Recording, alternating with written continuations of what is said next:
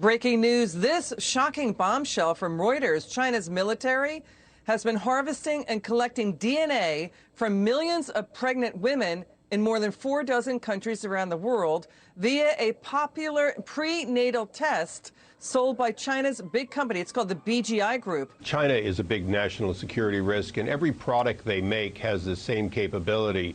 If you've got a Wi-Fi or a router or a telephone system made in China, you have to assume that they are harvesting whatever data they want.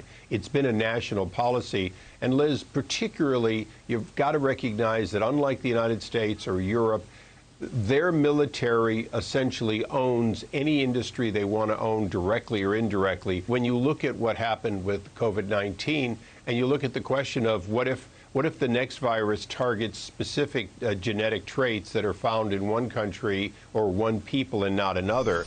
It is a thing of science fiction, but it's also the thing of science fact. And that's what we're dealing with China, is that nothing is out of the possibility, at least for them to explore on their path to world dominance. And their plans have no limit. And this is just another example.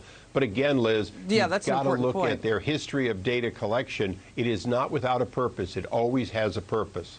Well, this puts into new context why China is accused of covering up the origins of the outbreak in Wuhan, and how the Wuhan lab was collaborating with the Chinese military. They're talking about genetically enhanced soldiers, pathogens that would target Americans or other populations around the world, target the food supply.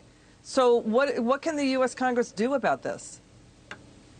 Well, I think we have to do what President Trump was doing, and that is treat China as an existential threat, treat them as an evil empire, to paraphrase President Reagan. But remember, a disease could easily be developed that would only be have immunity by a chosen group. Are we facing that? Yes. And I think after COVID-19, we have to recognize that we cannot take chances with China. We have to have defenses that are affirmative, especially in data.